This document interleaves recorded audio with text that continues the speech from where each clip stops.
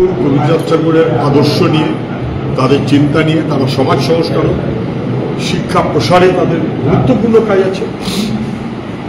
মতুয়া সমাজ তারা ভরসা করেছে, সেইটাকে 12টা বাজিয়ে দেওয়া হচ্ছে।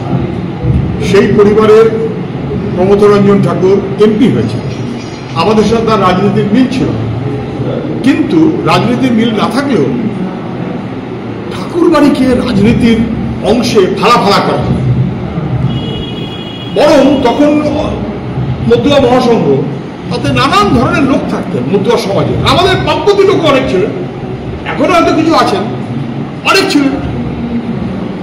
কখনো মতুয়া বাড়িটাকে রাজনীতির ক্রীড়াক্ষেত্রে পরিণত করেন, অথবা মতুয়া বাড়িটাকে ভেঙে মতুয়া সমাজকে বিভক্ত করেন। আর এখন কি হচ্ছে? এ দায় কার? মমতা ব্যানার্জি সরকারে আসার পর থেকে মতুয়া ব্যানার্জির মানে মতুয়া পরিবারটা রাজনীতির আখড়া হয়ে গেল।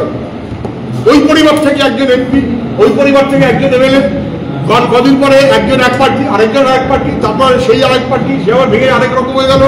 একটা মতো যতদিন বামফ্রন্ট ছিল ততদিন একটা মতুয়া মহাসংঘ, ততদিন একটা ঐক্যবদ্ধ মতুয়া ঠাকুরবাড়ি, এবং ততদিন সক্রিয় মতুয়া সমাজ।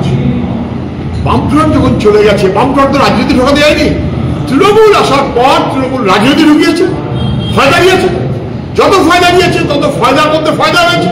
তৃণমূলের থেকেই বিজেপি হয়েছে, আবার বিজেপির থেকে আরেকটা সেকেন্ড বিজেপি হয়েছে। এখন ঠাকুরবাড়িটা ফালা, মতুয়া মহাসংঘ একাধিক, মতুয়া সমাজ ফালা, কার্যত মতুয়া সমাজ তারা ঐক্য চায়, তাদের ঐক্যটাকে বিঘ্ন করে দিচ্ছে মতুয়া পরিবারের যারা এখন পরিচালনা করছে। তারা হরিচাঁদ ঠাকুরের আদর্শ থেকে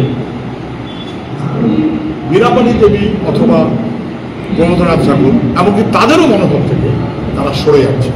এটা মতুয়া সমাজ ভালোভাবে নিচ্ছে না, কখনোই এটা চলতে পারে না।